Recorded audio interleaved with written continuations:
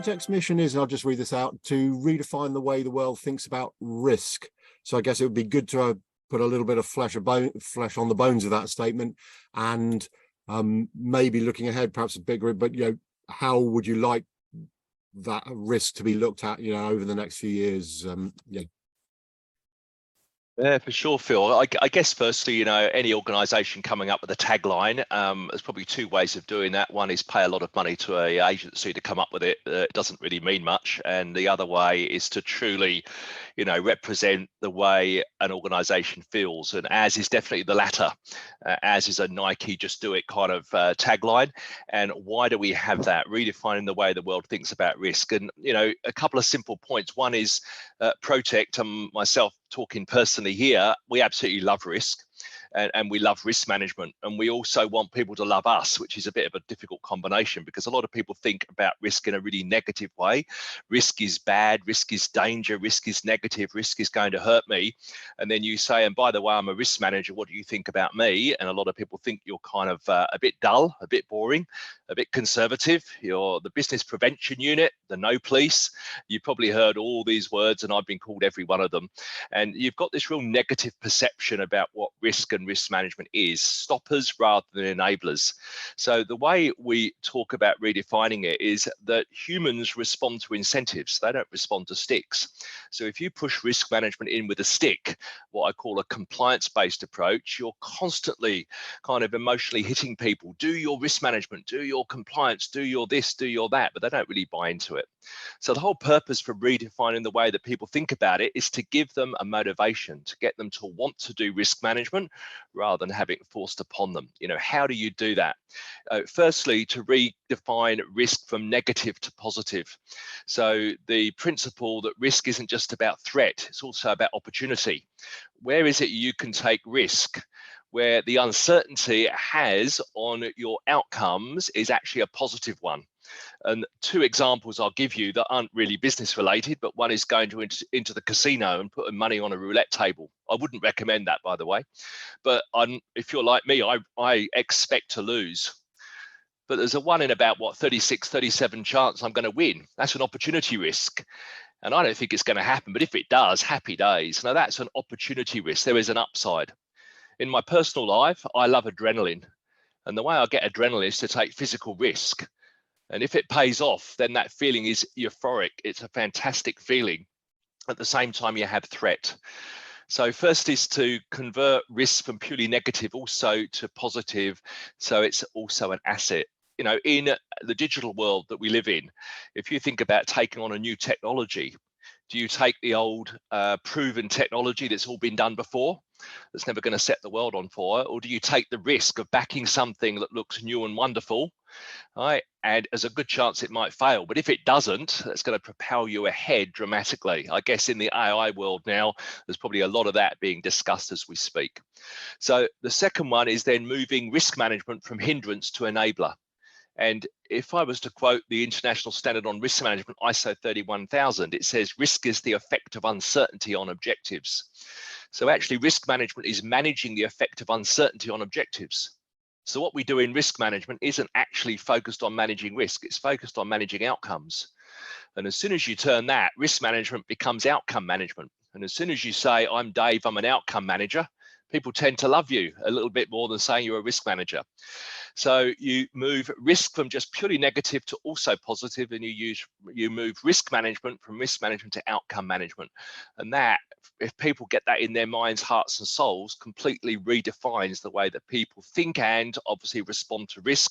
And often that is the starting point to getting great risk management embedded in an organization, where you get the hearts, minds and souls of everyone from the board of directors down to the coalface realigned to the value add of risk management. Hopefully that makes sense, Bill. Yeah.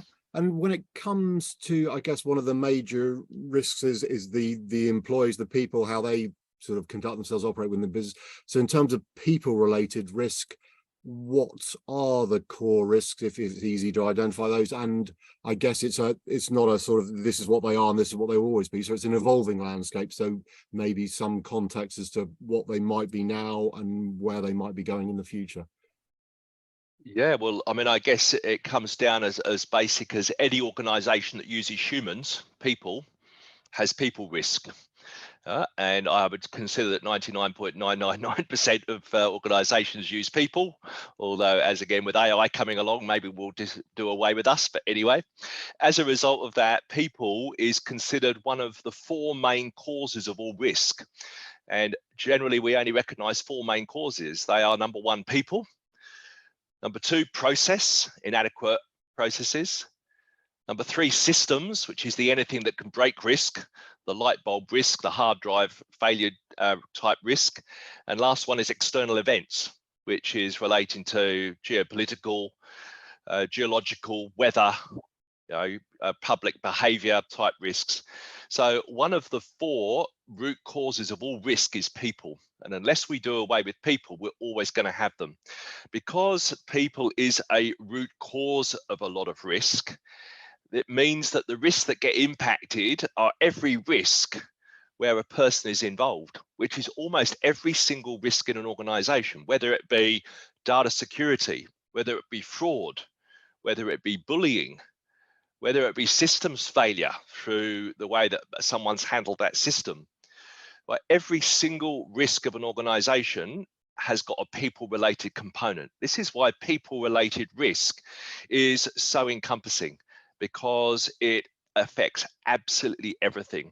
So the best way we generally talk about people-related risk is people is a cause, and a root cause of a risk a root cause can domino into a multitude of risks.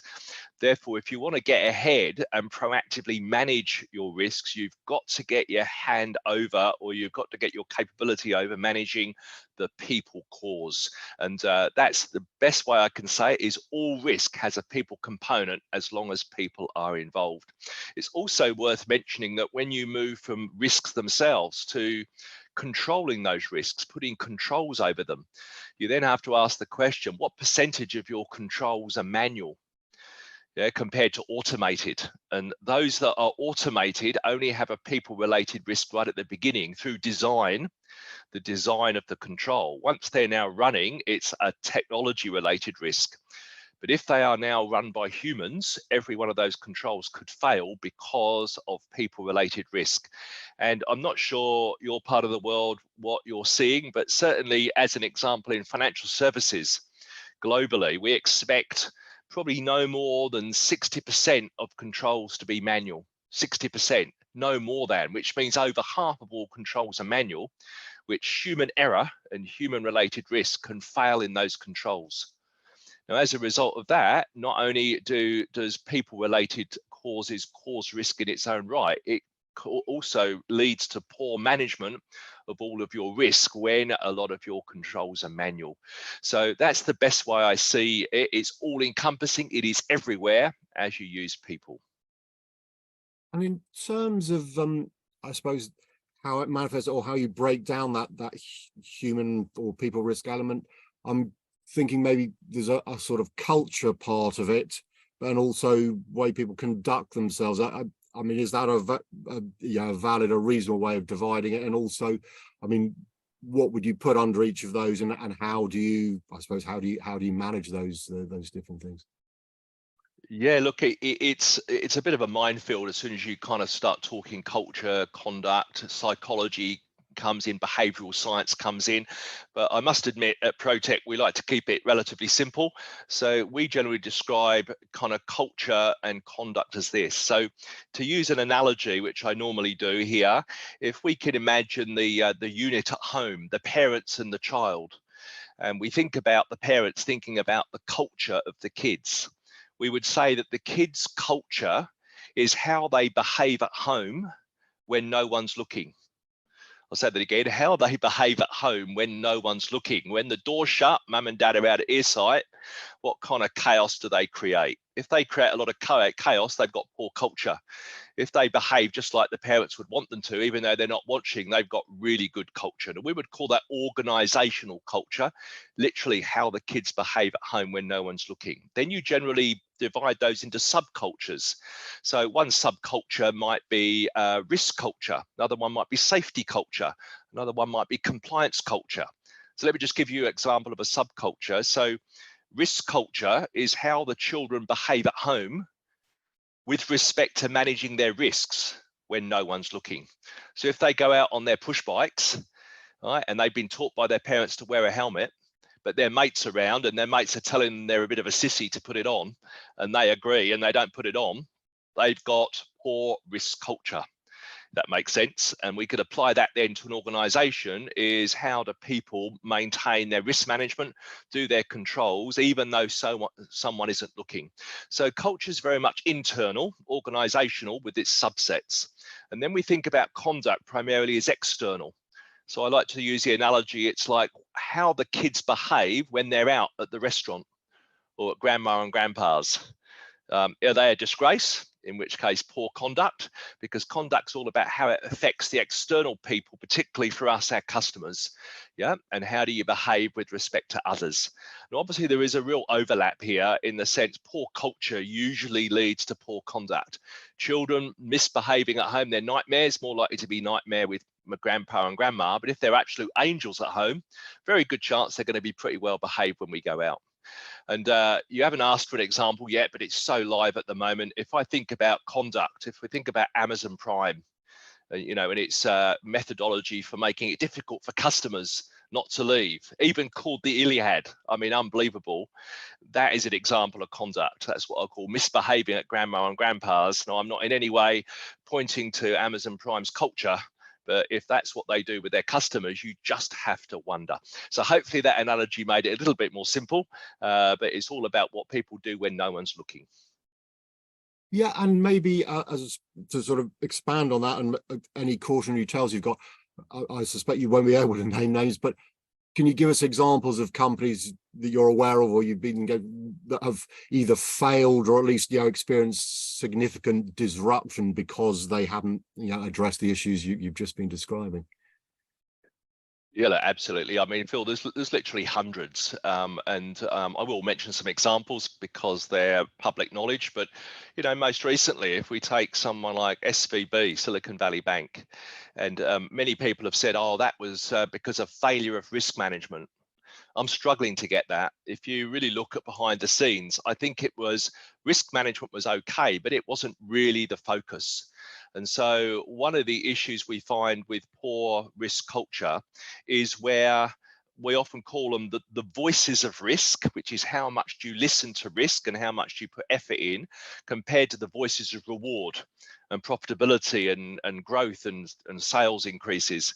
And you've got to think behind the scenes that the voices of reward were being listened to way more than the voice of risk at Silicon Valley Bank. Yeah, they were growing dramatically. They had all this massive liquidity. Margins were really low, so maybe we should be trying to get our margins up as much as possible by investing in long-term bonds. And the risk management chief risk officer position wasn't filled for about 9 months. And it just highlights that maybe we weren't listening to each of these voices equally. And as soon as you do that, you've got poor culture. You're downgrading risk management to a second-class citizen compared to reward and profitability. And good risk culture is where the voices of reward and risk are absolutely equal. And as soon as they're not equal, it's like a marriage where one partner dominates the other. It's going to end in tears.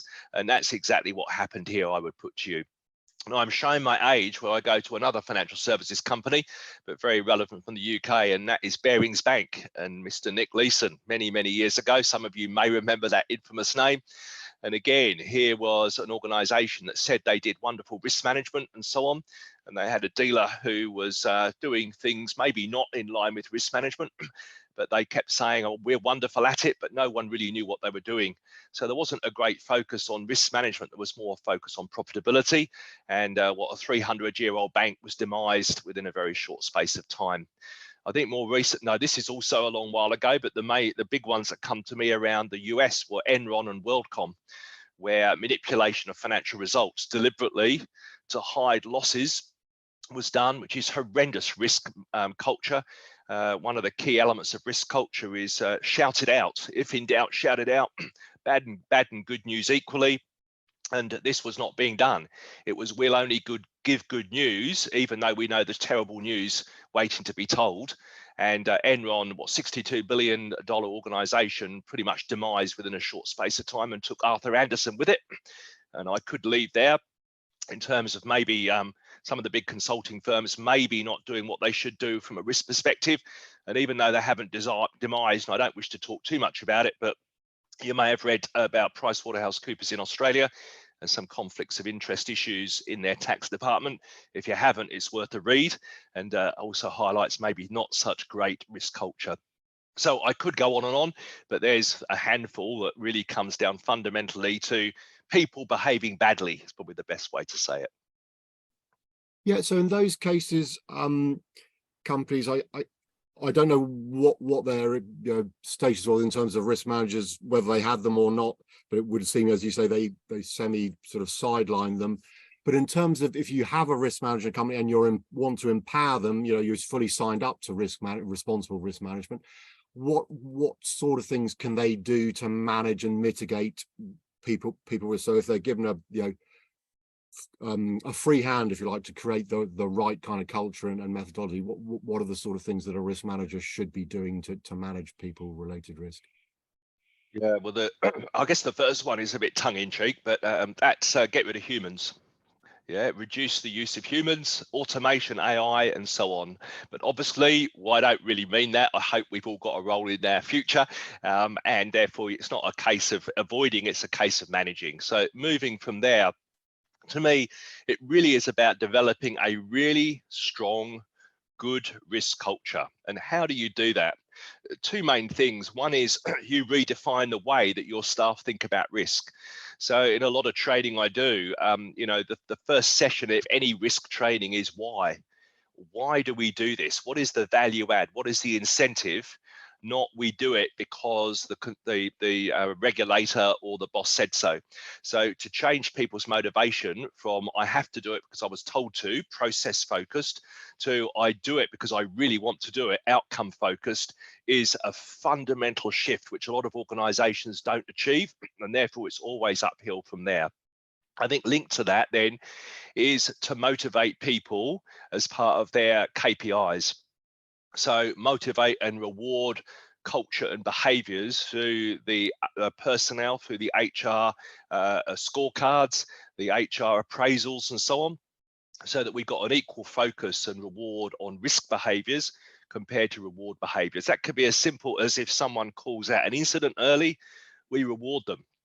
We give them, a gold star, just to say, hey, that's what we expect from you. We praise them when they do something positive in terms of risk management. And I think the last one for me is people cannot manage what they don't understand. An uncertainty of what they're doing causes disengagement. So knowledge, and I'm biased, Phil, because I look after Protecht's Risk Academy training function, and my passion is literally preaching the gospel of risk management to anybody that will listen, to really get the knowledge within people so they understand what it is they are supposed to be doing. I think the last one is measuring culture. It's gaining a lot of ground where you can actually measure culture. And really briefly, if you think about culture is what people do when no one's around, we just need to track the footprints given or left by people as they go about their day-to-day job. And that would be a lot of digital footprints. Yeah, we've got a lot of information and data that tracks almost like a snail trail of people. We've got to be careful of legalities, we've got to be careful of ethics, of course, but you can use that data to get a really good rundown on the culture of the organization, on how people are behaving when no one's looking. So there's five or six different ideas that I would say would be key to altering or improving culture and decreasing people-related risk. And presumably, as with the example you gave with the children's behaviour, if the culture is right, then you can't guarantee, but it's a reasonable assumption that the conduct of people will therefore fall into line. Or can there be a disconnect? Can you have a great culture and sort of sit back and think, yeah, we've got a great culture, end of, and then suddenly be surprised that half your employees' conduct isn't perhaps in the same along the same lines as the culture you're trying to bring to the organization? Is that possible? Yeah, it absolutely is. I mean, when I say there's obviously a linkage between how the kids behave at home and out, but it's not 100%. Yeah, at home they might be absolute pains, and when they go out, they know that mum and dad, grandpa and grandma are going to give them chocolate if they behave, and they're absolute angels. So definitely not 100% correlated, but I would suggest there is a connection, because behavior is behavior is behavior. And if you've got poor behavior, it's going to manifest both internally within your people, but also the way you deal with customers. But yeah, you're right. You could have, I guess, theoretically a good culture and a poor conduct, and vice versa. But I strongly think the two of them are very, very strongly connected. But at least I suppose people just need to be aware. So as you say, they need to monitor, with back to your point about data, digital footprint. So you've got the culture, and you can't just see, you just need to check every now and then that the employees' conduct is in line with the culture you've created. Yes. And in terms of, I suppose, again, just putting it on the slightly negative side, if there are failures in people related risk management, are there sort of typical things where it goes wrong, where people, the company falls short of individuals, or is it very much differ according to different organizations, or do you see some common issues, if you like? Yeah, look, I think, it's a lot of the cliched things when we talk about this, but a big one is tone at the top. That's what goes horribly wrong, where the tone literally is rotten at the top. Everybody follows the top. A lot of people in organizations forget that people follow, and they're hugely influenced by the behavior of the board, behavior of executive management, and behavior of those above them. So as soon as it's rotten at the top, I always say, a fish rots from the head down, and it's very true, is that you have to get that right at the top. Otherwise, give up. It's very unlikely you're going to change a culture positively from the bottom upwards. It just can't happen. So that would be, the first issue is that get your tone at the top right. Now, the second one is to ensure that you define and set a very clear culture of what your desired culture is.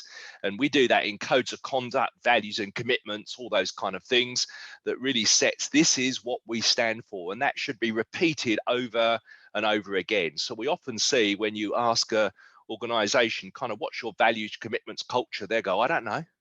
No one's ever told me. Well, that's A, maybe they don't have one, or B, it's never ever been communicated. So that's a difficult one. The third one is, once we've defined what that culture is and we've communicated it, we then need the ability to measure against it. I've touched upon this already, but we need to be able to measure what our actual culture is in the most objective way possible. We as a firm typically use metrics to track various aspects of culture. And then from there, compare it to what your desired is. And that creates a gap, literally a gap. We would also suggest that you objectively measure it as much as you can, and try as where you can to give some kind of score over it. I mean, in our better organizations, we have a culture conduct score, culture and conduct score, and that then gets set as one of the KPIs or strategic objectives of the organization. We want to be a score of X by 31st of July or 30 June, 2025. And that then is held accountable to the CEO and the exec team to make that happen. Now, can't get into too much depth about that. There's obviously difficulties in how you measure, but that often is missing in an organization that struggles. They don't know what their culture is compared to what it should be. So it's really important.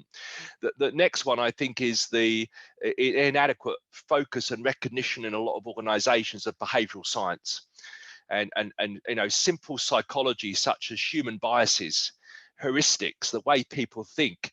You don't have to be a PhD in psychology to understand that. There's a wonderful book that I'm not sure you've read, Phil, Thinking Fast and Slow by Daniel Kahneman. And it's a wonderful book on how humans think, but it's done in a layman's way. So I do think there is capability for organizations to get a little bit more knowledgeable about psychology, biases, heuristics, behavioral science without having to have a PhD. So that's often missing, and people almost fob it off that, oh, that's not important important to us. The other one is that often when something goes wrong, my final one is people often blame human error. They go, oh, it's human error. And human error is usually deemed the root cause, so they don't push any further. But human error in an adult is not a root cause. What you should ask is why? Why? Why did they make an error? Were they stressed? Why are they stressed?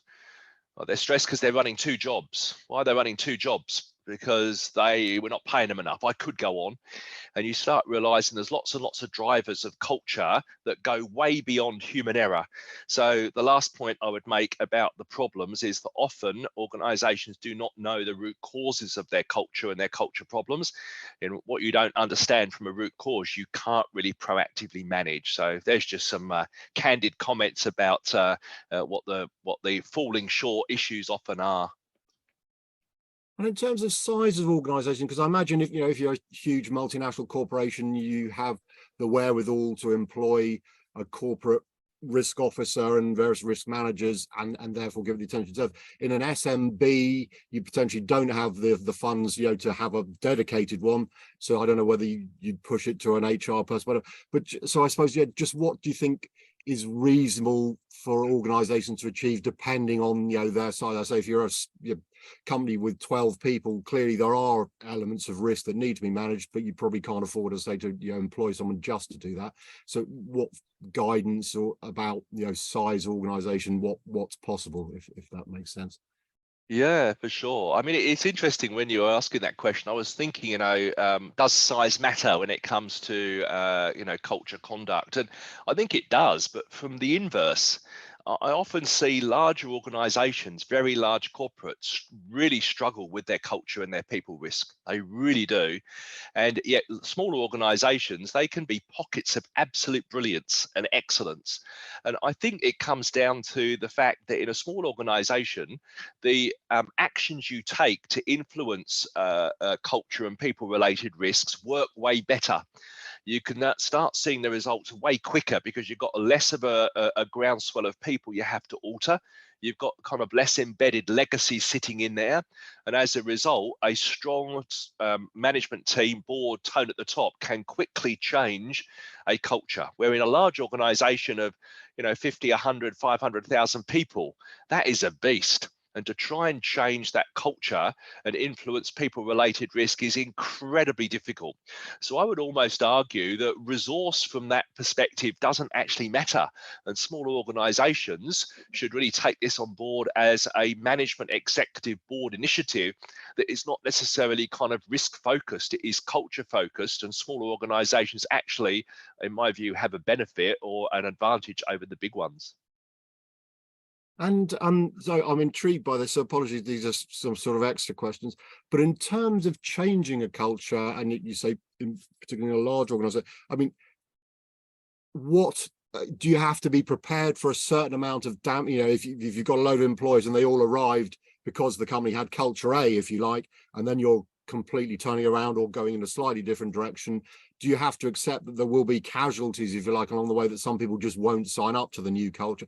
Just thoughts as to how, I suppose, how dedicated you have to be in accepting of certain things going on, or what does the landscape look like? How many casualties should you prepare for, or if lots of people are against you, do you think it's time for you to move job rather than push through this culture change? Just I know that's a bit chaotic, but if you can sort of slightly I'm approach brilliant that. question, Phil. Brilliant. I'm smiling because it reminds me of a few things. So absolutely brilliant question. And my personal view and Protecht's view here is that number one, you have to be strong. If you're not strong straight away, people are going to work around you and you're not going to end up changing culture. And being strong is absolutely being convicted in setting the values of the organization, the ethics of the organization, the targeted culture, the targeted conduct, and living and breathing it every single day. Because if you don't, it will not change. Because what will happen is the inherent culture of the organization will win, because that's what humans do when they work in groups. And if they don't like something coming down, they will work around it. So the first one, you've got to be totally convicted. What does this mean? When you go to change your culture, there will be, as you said, there's going to be collateral damage. Now, if you believe that collateral damage is someone who doesn't aspire to your values and commitments and culture leaving, I'm not convinced I'm going to call that collateral damage. I'm going to say that is exactly what should happen, because they either changed the culture or maybe this organization isn't for them. And the reason I was smiling, it takes me back many years ago to an organization I joined in the 90s. And I was the chief risk officer at that organization, a smaller financial institution. And we were trading. So we had traders in the financial markets trading. And of the dealers that we were dealing with at the time, about 2 years later, only 20% of the dealers still remained. And the reason was that I joined and I became the chief risk officer, and I started to go, this culture is rotten. So we started to push and we set in stone what we were going to do. And I then had to take them on a journey. They either came on the journey or they didn't like working there. I never actually got rid of anybody. They left because they couldn't handle the new culture, and they go, we can't survive here. We affectionately back then called them the London Barrow Boys, which is buy low, sell high, and get a little drunk at lunchtime. And that wasn't the culture we were moving into in the 90s. As a result, 80% of them left, 20% stayed and changed their culture. And we employed another group to fill up the other 80%, and all of them now knew our culture, and they joined because they wanted that culture. And that small organization, we turned the culture around within about 24 months, but that was quick, but that's the collateral damage. So yes, you're absolutely spot on with your question. I think if you're really serious about this, you've got to get conviction, you've got to be honest about it. And I think naturally the attrition will happen because people don't like being in a culture that they're not comfortable with. And those that have a poor culture, maybe it's not the right organization for them. Okay, and maybe a final question in terms of how you go about it. I mean, I guess you have a vision of what the culture is, and do you sort of fanfare share that with the whole company from day one, or as with say sometimes introducing new applications or bits of technology, you start in one area, and if that works you then roll out. So I'm just wondering, with a change in risk management culture, are you able to say day one, this is what we're doing and it's full steam ahead, or do you do it sort of step by step and almost take people without they realizing what it's not until halfway through the journey they all go, hey, I get it, we're moving here, and yes, you've got them on side? Is there a recommended approach, or are both sort of equally valid depending? Yeah, look, I always think it is a bit of an art form, and there's no right and wrong in art. So there is a bit of a fit for purpose depending on the organization, where they are, where do they want to go, what are their major issues, and so on. But if I could just generalize and say, the typical steps, the first step is really to understand the current culture, to get a bit of a feeling, and there's ways to do that. There's the chats in the lift by the coffee machine, talking to people, what do you think? Then you move into kind of staff surveys where you've got to be very careful, because people often tell you what they think you want to hear rather than what's really the truth. So be really careful there. But you can quite quickly get a bit of a feel for where the kind of issues are. The second step is to get great clarity over what is the desired culture and the conduct of the organization. Now that usually involves taking what's existing and working with the board exec team to go, is this just stuff that we write on posters to feel good, or do we really believe this in our hearts? Because if it's not what we believe in and we really are going to put this at our center, it needs to be changed. So you now need to define exactly what the culture and conduct is that you want, and you need to now start putting messaging around it. Now that values and commitments, codes of conduct, all those kind of things that you do. Once you've got that, you've now got your kind of existing culture, roughly, you've got where you want to be. You now start understanding the gap. And once you understand the gap, to us, the first point about bridging the gap is education. Right, is getting education in front of all your staff, but not educating in a preachy way, but educating in an incentivized way. So really going down the why. Why do we want to change our culture? Why do we want a culture like this? And the issue then becomes is if we can get people to go, look, it's way better for all of us, the company and ourselves, to be in an organization that has great culture, they will want to come along for the journey. Once you've now got their hearts, minds, and souls aligned to wanting to do it, you now give them the tools to actually do it. And this is where the more detailed kind of training, the guidance, the coaching, comes into play, and that to me is still human. It's still getting into the human's mind. And then you finish up with starting to say, well, how are we going to now start putting some metrics around this so we can build the monitoring and the reporting, and just making sure we keep the ship on the straight and narrow, or floating in the right direction. Because one thing that's really important is that you don't set and forget culture. There is a concept that one of our CROs of our clients said a number of years back. He coined the phrase culture creep.